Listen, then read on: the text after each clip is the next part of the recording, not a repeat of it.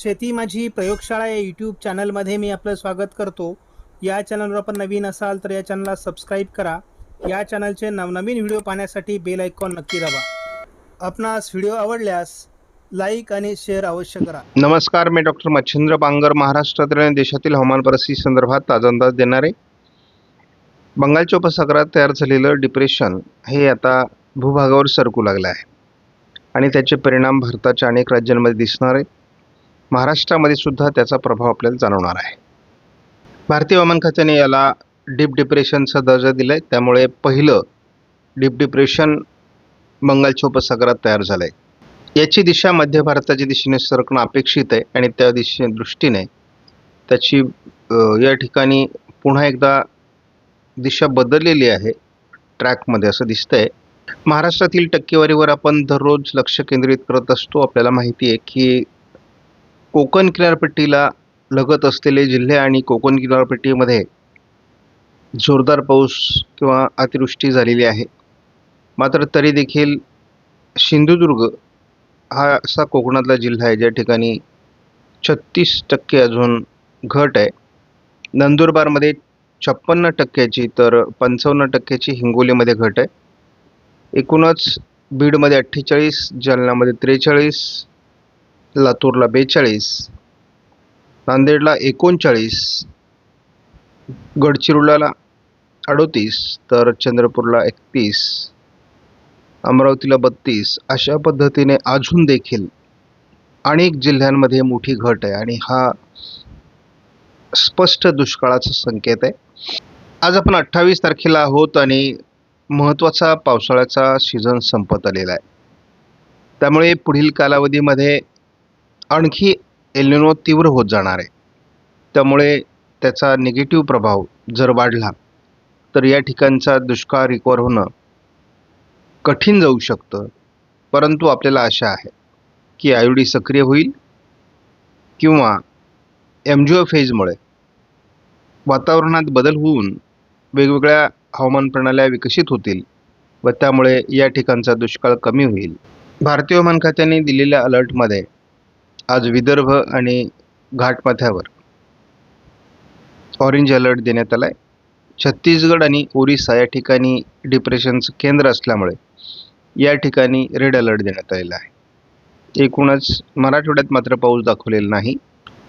29 तारखेला महाराष्ट्रात विशेष पावसाची शक्यता दिलेली नाही. केवळ विदर्भामध्ये ऑरेंज अलर्ट आहे, कोकणात येलो अलर्ट आहे. परंतु याचा अर्थ 29ला ही सिस्टम मध्य प्रदेशकडे सरकेल. 30 तारखेला पुन्हा एकदा घाटमाथ्यावर आणि विदर्भात कोकणात पावसाचे संकेत दिलेत. मराठवाड्यात मात्र पावसाची उघडीप राहण्याचा अंदाज दिला आहे. मात्र आपल्याला असं दिसतंय की अनेक राज्यांमध्ये पाऊस वाढणार आहे. विदर्भ मराठवाड्यामध्ये 31 तारखेला पावसाचा अंदाज दिलेला नाही. मात्र घाटमाथ्यावर आणि कोकणात पावसाचे संकेत दिले आहेत. 1 तारखेला देखील विदर्भ मराठवाड्यात पावसाची शक्यता नसून घाटमाथ्यावर आणि कोकणात येलो अलर्ट देण्यात आला आहे.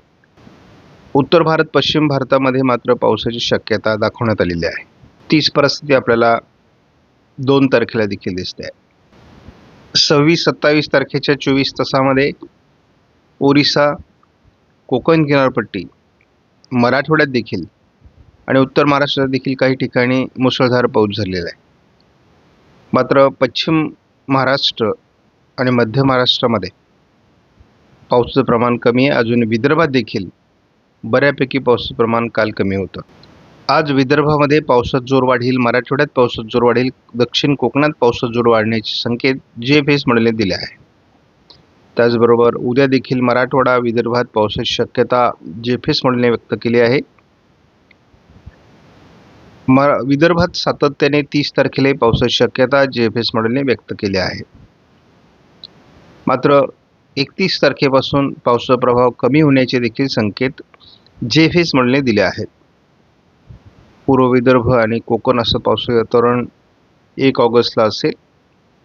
2 ऑगस्टलाही तीच परिस्थिती दाखवण्यात आली आहे. मात्र पावसाचा प्रभाव महाराष्ट्रात कमी होत असल्याचे संकेत ऑगस्टच्या पहिल्या आठवड्यात देण्यात आले आहेत. विशेष असं पावसाळी वातावरण दाखवण्यात आलेलं नाही. जवळपास 6 ऑगस्टपर्यंत महाराष्ट्रात विशेष पावसाळी वातावरण दाखवण्यात आलेलं नाही जेएफएस मॉडेलनुसार. डीप डिप्रेशन आजच भूभागावर सरकणार असून ओरिसा छत्तीसगडमध्ये त्यासाठी रेड अलर्ट देण्यात आलेला आहे आणि या ठिकाणी मोठ्या प्रमाणात पावसाला सुरुवात होईल. विदर्भात देखील पावसाचं प्रमाण वाढण्याची शक्यता आहे. मराठवाड्यात पावसाचं प्रमाण वाढण्याची शक्यता आहे. उद्या 29 तारखेला देखील याचा बऱ्यापैकी प्रभाव ओरिसा छत्तीसगड, मध्य प्रदेश पूर्व भाग आणि विदर्भात असण्याची शक्यता आहे. मराठवाड्याच्या पूर्व भागात असण्याची शक्यता आहे. या डिप्रेशनचा प्रभाव ECMW मॉडेलने बऱ्यापैकी विदर्भात दाखवला आहे. त्यामुळे विदर्भाच्या उत्तरेकडील भागामध्ये म्हणजे नागपूर, भंडारा, गोंदिया, चंद्रपूर, गडचिरोली, यवतमाळ, वर्धा, अकोला, अमरावती, वाशिम या जिल्ह्यात त्याचा प्रभाव जाणवणार आहे. शिवाय नांदेड, परभणी, हिंगोली, बीड उत्तर भाग, जालना, छत्रपती संभाजीनगर उत्तर भाग आणि बुलढाणा या भागात देखील याचा प्रभाव 30 तारखेला जाणवण्याची शक्यता आहे. अतिवृष्टीच्या स्वरूपात, अतिमुसळधार पावसाच्या स्वरूपामध्ये. 31 तारखेला महाराष्ट्राच्या उत्तरेकडून हा प्रभाव पुढे सरकेल. यामध्ये उत्तर छत्रपती संभाजीनगर, बुलढाणा, अकोला, जळगाव, धुळे, नंदुरबार आणि नाशिक उत्तर भाग या ठिकाणी याचा प्रभाव जाणवण्याची शक्यता आहे आणि नंतर ते 1 तारखेला गुजरातवर निघून जाईल. आपण बघतो ते 1 तारखेला ते गुजरातवर निघून जाण्याची शक्यता आहे. जोपर्यंत मध्य बंगालच्या उपसागरात सिस्टम तयार होऊन विशाखापट्टणमकडे येत नाही आणि ती भारतावर सरकत नाही तोपर्यंत महाराष्ट्रात दक्षिणी पट्ट्यामध्ये पश्चिम महाराष्ट्र, दक्षिण मराठवाडा, मध्य महाराष्ट्र या ठिकाणी पावसाची शक्यता नाही. ऑगस्टमध्ये सुरुवातीला फारसा पाऊस महाराष्ट्रामध्ये नाही, परंतु स्थानिक वातावरणाचा पाऊस काही भागात पडत राहील. 3 तारखेला आपल्याला विदर्भात आणि कोकणात पावसाची शक्यता दिसते. 4 तारखेला तसं महाराष्ट्रात विशेष वातावरण नसलं तरी उत्तर भारत, पूर्व भारत, मध्य भारताच्या पूर्व भागात पावसाचा प्रभाव आहे. 5 तारखेपर्यंत तरी स्थानिक वातावरणच आहे. 6 तारखेपासून थोडं मराठवाडा, दक्षिण भाग, विदर्भ, कोकण पावसाच्या ॲक्टिव्हिटीज वाढू शकतात. 7 तारखेपासून विदर्भात पुन्हा पावसात जोर वाढणं अपेक्षित आहे. 8 तारखेला विशेष वातावरण नाही महाराष्ट्रामध्ये. 9 तारखेला विशेष वातावरण नाही. 10 तारखेला विशेष वातावरण नाही आणि 11 तारखेला विशेष वातावरण नाही. म्हणजे ऑगस्टचा पूर्वार्ध धोकादायक आहे. त्यामुळे ऑगस्टच्या पूर्वार्धात अजून तरी खास सिस्टम बंगालच्या उपसागरात बनवून येईल असा अंदाज स्पष्ट होत नाही. मात्र कोकण किनारपट्टीला पाऊस वाढू शकतो. आपण जेव्हा एकत्रित अंदाज बघतो तेव्हा आजच्या अंदाजानुसार विदर्भ, मराठवाड्याचा बराच भाग आणि उत्तर महाराष्ट्रात आणि कोकणात पावसाची शक्यता दिसते. त्यामुळे हा जो मध्य महाराष्ट्र आणि पश्चिम महाराष्ट्राचा भाग आहे या ठिकाणी मात्र पावसाची कमी आपल्याला या पूर्ण 15 दिवसामध्ये दिसते. थोडंफार स्थानिक वातावरण असणार आहे, परंतु समाधानकारक पाऊस या ठिकाणी अजूनही होताना दिसत नाही. आपण या मॉडेलनुसार जर बघितलं तर विदर्भाच्या पूर्व भागातून आज थोडी पावसाचा प्रभाव जाणवण्याची शक्यता आहे. स्थानिक वातावरण आज महाराष्ट्रात दाखवलं जात आहे, परंतु काल आपण बघितलं ECMW मॉडेलनुसार अशाच पद्धतीचं वातावरण दाखवलं गेलं होतं. केवळ वाशिम, परभणी आणि नांदेड, थोडंफार कोकण किनारपट्टी या पलीकडे पावसाचं वातावरण आपल्याला काल बघायला मिळालं नाही. मात्र आजही स्थानिक वातावरण आहे. त्यामुळे आज देखील अमरावती किंवा वाशिम, हिंगोली, नांदेड या भागात आजही पावसाची शक्यता आहे.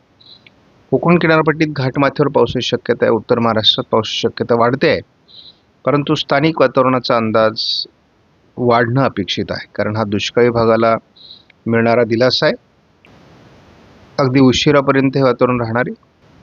ही वादळी प्रणाली विदर्भावर थोडा परिणाम करण्याची शक्यता आहे. ह्या विदर्भावर ते बऱ्यापैकी प्रभाव टाकेल असा अंदाज दिलेला आहे. मुसळधार ते अतिमुसळधार पाऊस गोंदिया, नागपूर, भंडारा, चंद्रपूर, वर्धा, गडचिरोली अमरावती, अकोला, बुलढाणा, वाशिम, हिंगोली, जालना, छत्रपती संभाजीनगरचा उत्तरेकडील भाग आणि जळगाव या जिल्ह्याकडे ते पुढे सरकण्याची शक्यता आहे. म्हणजे विदर्भावर त्याचा परिणाम 30 तारखेला जाणवतोय. नंतर मात्र ते पुन्हा एकदा मध्य प्रदेशकडे सरकू शकतं. त्यामुळे मग जळगावचा, नंदुरबारचा, धुळ्याचा उत्तरेकडील भाग या ठिकाणी त्याचा काही प्रमाणात प्रभाव पडण्याची शक्यता राहील. 31 तारखेला उत्तर महाराष्ट्रात त्याचा अधिक प्रभाव पडणं अपेक्षित होतं, परंतु तो कमी पडण्याची शक्यता आहे. आणि 1 तारखेपासून पुन्हा एकदा पावसाची उघडी किंवा हलका पावसाचा खंड सुरू होतोय. स्थानिक स्वरूपाचं पावसाचं वातावरण येत राहील. ऑगस्ट महिना हा महाराष्ट्राची चिंता वाढवणारा ठरणार. याचं कारण असं आहे की जी पावसाची घट आहे ती आता ऑगस्ट महिन्यामध्ये वाढत जाणार आहे. आणि ती जर वाढत गेली तर शेतकऱ्यांमध्ये भीतीचं वातावरण निर्माण होऊ शकतं. किरकोळ स्वरूपाचा पाऊस आपल्याला 5 तारखेला येईल. पश्चिम महाराष्ट्र, दक्षिण मराठवाडा, कोकण असं दिसते. तीच परिस्थिती आपल्याला नांदेड, लातूर, धाराशिवमध्ये किंवा परभणी, हिंगोलीमध्ये दिसते 6 तारखेला. 7 तारखेला काही विशेष वातावरण नाही आहे. 8 तारखेला विशेष वातावरण नाही. 9 तारखेला विशेष वातावरण नाही. 10 तारखेला विशेष वातावरण नाही.